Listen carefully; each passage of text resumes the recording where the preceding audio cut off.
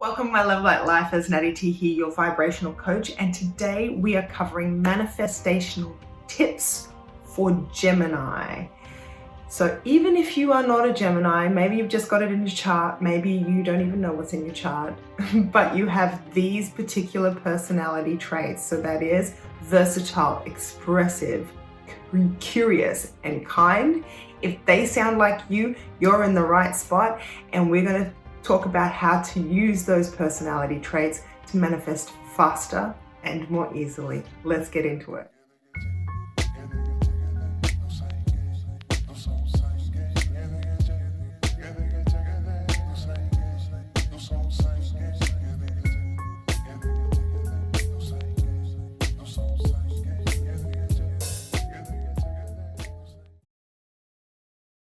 Welcome to all my returning subscribers. I love you. Thank you for being here today.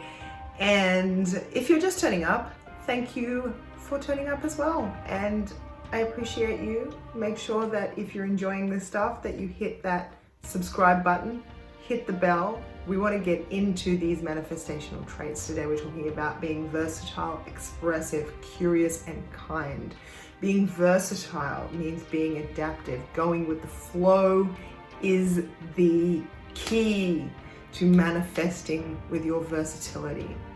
In other words, there is what we call the path of least resistance. In other words, the most happens when you get the most movement when there's less resistance. And so finding the places where there is less resistance causes you to be able to get up more momentum in a direction that you are wanting to go.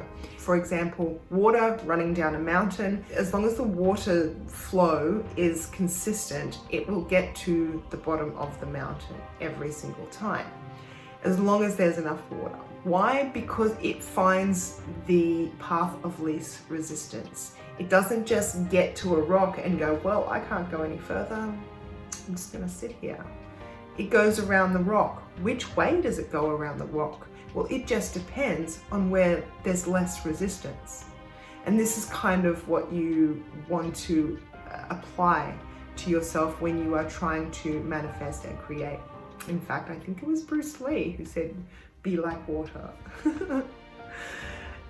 Anyway, we're going to move on to being expressive. Now, this one's a really good one and a bad one at the same time, depending on how you use it. In other words, you want to take your time and use this personality trait that you may have carefully. In other words, if you are expressive, it means you communicate your emotions very well. What that means is that if you're in a high vibrational place, especially if you're somebody who is very deliberate with your vibration and you're there on purpose, this can be amazing because it means that you will most likely be the most dominant vibration in the room, which means that rather than you being brought down by people in the room, they will either come up or they will leave the room, because the vibrations have to match. So this is what we call vibrational influence, and any influence that is happening is vibrational. So if you're wanting to be an influencer, you've got to have a pretty strong vibration. You've got to be the dominant vibration in the room. This is what's going on, which is great. If you, however, are not doing anything on purpose and you happen to be the lowest vibration in the room and you bring everyone else down, that's not good. Not just for them, because now they're sad when they were happy, but for you. This is what I'm not telling you to do it for them. I'm telling you to do it for you, because if you just stop resisting their vibration, if you just zip it for a minute and listen and allow yourself to stop resisting their vibration, you will come up to them rather than them come down to you, which is good for everyone. Let's talk about being curious now, because curiosity is also a, depending how you use it, kind of trait. So if you're curious, this means that you are compelled usually to find out information, which means you learn a lot of stuff, you learn quickly, you pick things up quickly, you tend to have a lot of information and be quite smart.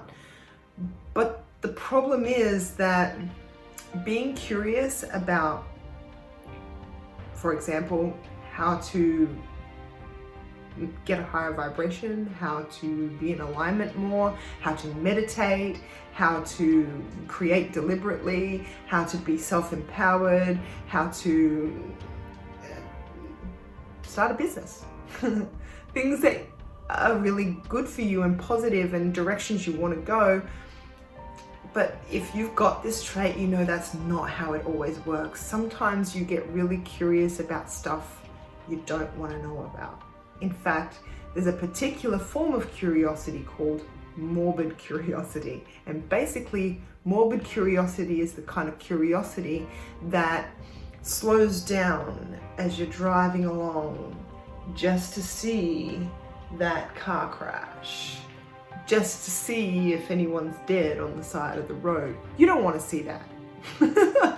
Trust me, you don't want to see that. Maybe there's some people out there who want to see that. We're all different.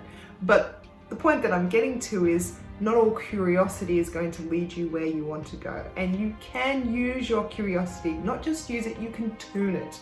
You can tune your curiosity to start to automatically be stronger towards things that will make you happy and fulfilled, rather than the things that might scare the living pants off you. You have to make that distinction yourself though, and to practice it. The more that you mindfully practice it, the more you will find that you just gravitate towards that side.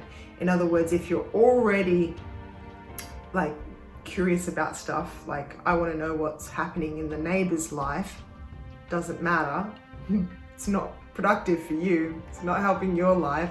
It's probably some dramatic stuff that you wouldn't want to attract into your life. If that's what's going on, then all you need to do is to start to find any curiosity that you have that makes you feel positive, and just remember, just make the mindful effort. In other words, just be conscious of it.